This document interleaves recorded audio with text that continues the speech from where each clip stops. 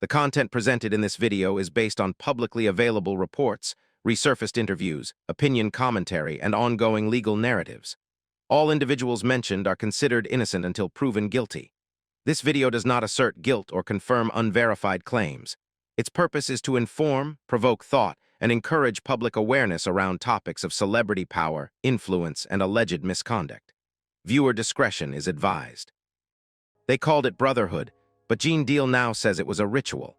Over the years, there have been and whistleblowers going wild about the form of gruesome ritual practices being performed behind closed doors. Diddy Combs and the legendary Jay-Z are now said to be linked to disturbing ritual practices, rituals captured on footage that was never meant to surface. There's something unsettling about watching a man's past catch up with him, not with a headline, not in a single viral clip, but piece by piece, as stories once ignored begin to make sense in a new, darker light. That's exactly what's happening right now to Diddy Combs. And at the center of that unraveling is a man who isn't afraid of telling the truth, Gene Deal. The former bodyguard who, for years, has been telling us things most people didn't want to hear. He's not a celebrity, he's not chasing clout, but he was in the room, behind the scenes, next to Diddy when the cameras were off. And the things he shared, stories about secret parties, about power, about manipulation, are being looked at very differently now that federal prosecutors are involved. For a long time, people brushed him off. They called him bitter and said he was being jealous or overreacting. But now that Diddy is facing legal fire from all sides, those old interviews are being replayed like confessions. Not just because Gene named names, but because what he described sounds eerily similar to what court filings and lawsuits are starting to confirm. What he described, what he hinted at, was a system, a culture, a way of operating that didn't just protect the powerful, but also tested those around them. How far would you go to be part of the circle? What would you tolerate to stay inside? And when Gene referenced names like Jay-Z, it wasn't to accuse, it was to suggest that proximity isn't innocence. In an industry built on silence and survival, everyone close to the fire comes away with some kind of burn. Now, with Diddy facing growing legal pressure, those burns are becoming visible. The allegations aren't isolated. They're a pattern. And if you listen to Gene long enough, you'll realize he's been outlining that pattern for years. He's talked about grooming, the intimidation, the manipulation of artists who were young, ambitious, and vulnerable. He's described how fame wasn't always earned, it was often engineered with costs that didn't show up on the contract.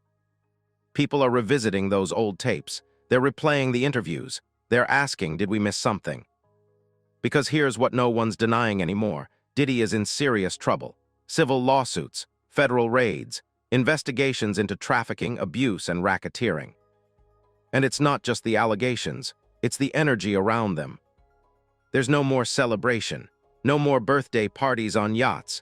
No more glowing interviews about being a hip-hop mogul. What's left is scrutiny.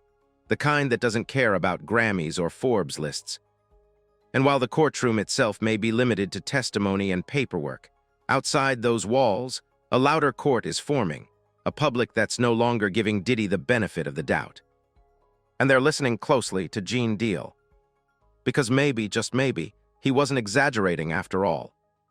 For over 2 decades, Gene Deal carried the weight of secrets that weren't his to tell. He wasn't a blogger chasing fame or a disgruntled former employee looking to settle scores. He was a soldier, a bodyguard, a trusted man inside the circle. And at the center of that circle stood one of the most powerful men in music, Diddy Combs. Gene was there for the highs, the parties, the white yachts, the awards, but he was also there for the nights the public never saw. Nights that now, in the cold light of day, feel less like celebration and more like a carefully crafted performance. He didn't speak then, not when it would have been easier to protect his conscience than his job, not when whispers echoed in the halls of bad boy records about behavior that didn't sit right. He stayed quiet. Until now, because something changed in Gene. Maybe it was age, maybe it was faith, maybe it was the sight of young men and women caught in a system they couldn't name, manipulated by wealth, fear, and rituals of silence. Whatever it was, it made Gene start talking, and the world finally started listening. His interviews weren't the usual gossip. They were confessionals, with timelines, with names, with coded references to private events, unexplained footage, and practices that, if proven, go beyond misconduct. Some say spiritual manipulation, Others call it exploitation. A few have whispered something darker, ritualistic power moves that involved not just Diddy but other untouchable icons of the industry. Gene's narrative now intersects with federal investigations, property raids, and a growing pile of sealed indictments. The dots are starting to connect. He was inside the belly of the beast, and now he's describing the stomach lining. That's why what Gene Deal says isn't just opinion anymore. It's evidence. Not in the form of photos, maybe, but in the form of pattern of presence of proximity. And when a man like that breaks rank, it forces one question. What made him risk it all now? And who else has something to lose if he keeps talking? Behind the glitz, the Grammy speeches, and the jet-setting lifestyle, there's a side of the hip-hop world most fans never get to see. A side that runs not on contracts, but on unspoken rules. In this world, silence isn't just encouraged, it's enforced. And when Gene Deal started speaking up, he wasn't just breaking rank. He was pulling back the curtain on an entire structure built on power, loyalty, and fear. This is the part the mainstream never reports, that the reason people like Gene kept quiet for so long wasn't just because they signed NDAs. It was because the culture itself made speaking out feel like a betrayal, like treason. These weren't just music partnerships, they were power alliances. And in some of the most high-profile cases, names like Diddy Combs and Sean J.Z. Carter, loyalty could mean everything from protection to privilege, but it came at a price. There are stories, whispers, studio sessions that turn into closed-door rituals, private parties where phones are taken, security tightens, and no questions are allowed. What he has said is that he saw things he wasn't supposed to see. Things that made even someone like him, who served as head of security, question the line between business, brotherhood, and something far more disturbing. When loyalty is demanded more than truth, and when silence becomes currency, it creates a world where abuse of power can go unchecked. Gene's warnings, his testimonies hint at a world behind the music, where influence is wielded not just through record sales, but through fear. And every time he speaks, it chips away at the image fans once believed in. In that world, to protect one's legacy, or someone else's, means knowing when to look away. And Gene is finally saying he looked away for too long. There's a chilling narrative building in the background of this trial, one that goes far beyond the tapes, testimonies, or even the celebrities involved. It's a narrative about ritual optics.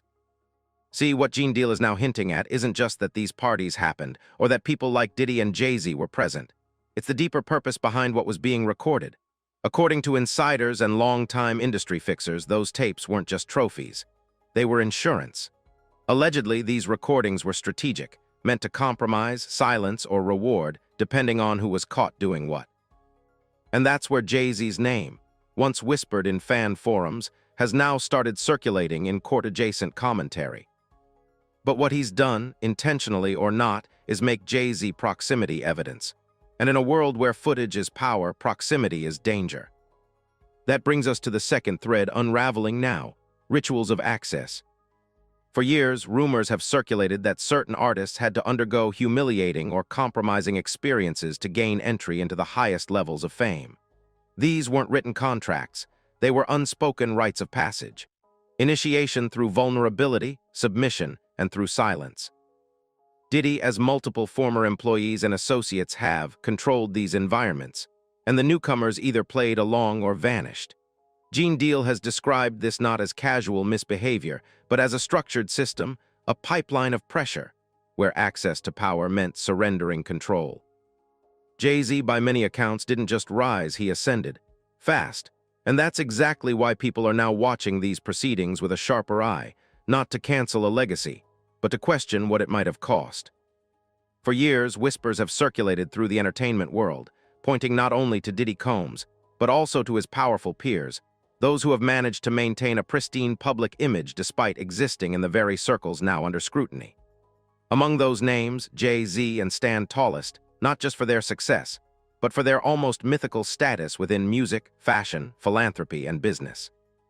But as questions around ritualism, exploitation, and hidden power structures rise, so does the interest in how much this couple may have seen or knowingly protected.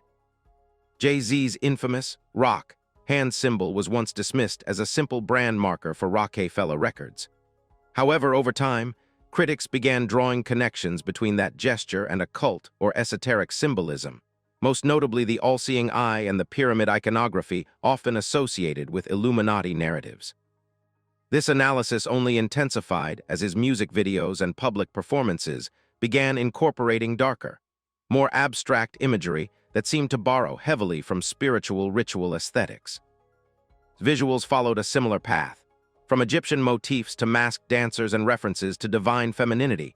Her performances, especially those seen during the Super Bowl, Grammy Awards, and Select Tour, became showcases of carefully constructed spectacle. And while many of these choices can be explained as artistic expression or cultural exploration, others began to interpret them as layered messages, signaling deeper involvement in a coded system of influence. More than the visuals, it's the pattern of silence that has kept public curiosity alive. Jay-Z has occasionally ridiculed those who call him out, referring to conspiracy theories in lyrics while offering no real clarity. 2. Has laughed off accusations, offering veiled responses in documentaries or interviews. Yet despite years of speculation, neither has given a full public reckoning. Their continued avoidance of the topic has only fueled suspicions. Not necessarily because silence equates to guilt, but because their proximity to so many now accused figures raises difficult, unanswered questions. Some observers have gone further, connecting Jay-Z and to a more institutionalized form of access and protection. These theorists suggest that their careers were not only built on talent, but also bolstered by loyalty to a hidden structure, one that rewards complicity and discourages exposure. Jay-Z's affiliations with artists like R. Kelly, his early ties to, and his mentorship have all been in the light of new allegations across the industry. Likewise, his image, from tightly managed girlhood to goddess-like iconography, has been interpreted by some as a form of ritual rebranding, one that signals elevation into an inner circle rather than just artistic evolution. What makes these claims more difficult to dismiss outright is the growing number of testimonies from people like Gene Deal, whose insider status lends weight to claims that previously lived only on internet forums. According to Gene and others, the true ritual is not about candles or secret robes, but about the normalization of control, the erasure of boundaries, and the repackaging of power as mentorship. Within this context, the Jay-Z silence begins to feel less like discretion and more like insulation. Not because they are overtly involved in any specific incident, but because their ability to remain untouched may not be accidental. It may be the result of unspoken agreements, strategic distance, and an understanding of what can and cannot be acknowledged in public.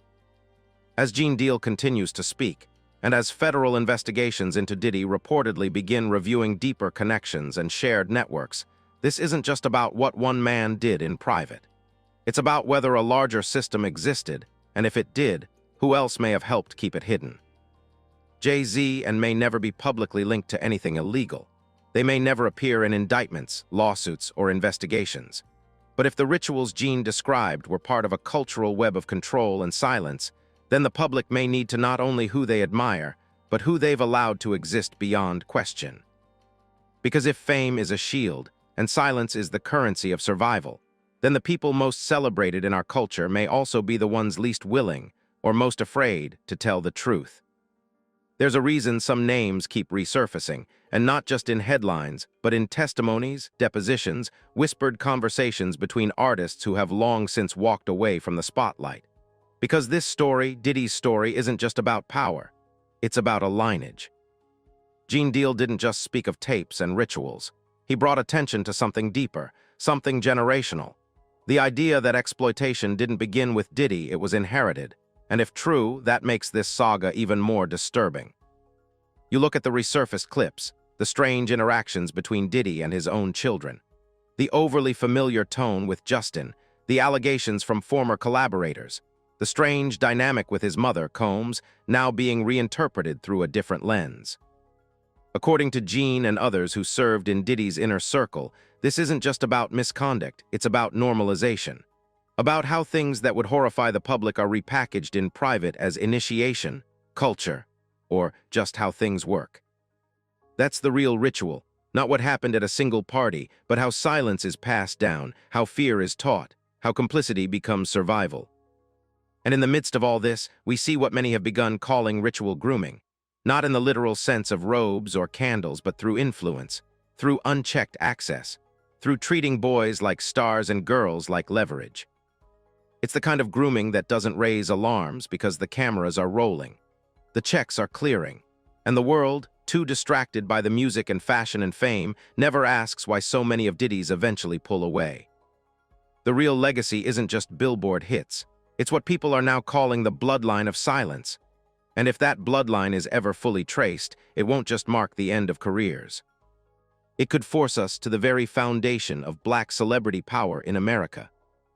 Because what Gene Deal is uncovering isn't a scandal, it's a system. If Diddy's collapse feels seismic, it's because the fault lines run deeper than anyone was ready to admit. What Gene Deal exposed wasn't just one man's darkness, it was a crack in the foundation. A system built on unspoken alliances, mutual protection, and coded silence. And now that the silence is breaking, the industry is bracing for what comes next. Because every name that stood beside Diddy for decades, those who attended the same parties, benefited from the same connections, stayed silent through the same scandals, they're all being, not with the curiosity of fans, but with the urgency of survivors. People are asking, who knew what, and who stayed quiet? Jay-Z's name is being whispered more than spoken, too powerful to accuse directly, too close to ignore. Usher, even Justin, once proud associations, now awkward links in an unraveling chain. But Diddy isn't the first, and likely won't be the last. His name once inspired awards season fear. Now it evokes decades of silence and exploitation. R. Kelly went from cultural icon to convicted predator after years of music industry complicity. Fled the country after multiple women accused him of misconduct. And even within hip-hop, names like and The Game have carried allegations that once would have been career-ending if they hadn't been buried first. We're not watching the downfall of a mogul. We're witnessing the first real reckoning of hip-hop's elite. For years, pop culture wore its trauma like jewelry, pain turned to lyrics, manipulation to power. But now even the most legendary names are being pulled into the storm. Diddy's trial may be in a courtroom, but the real judgment is unfolding in public, in how people look at these celebrities now, in how they interpret the past, and in whether they believe that anyone in that circle can still claim ignorance. Because once the cameras stop, the tour end, and the contracts dry up, what remains is the truth.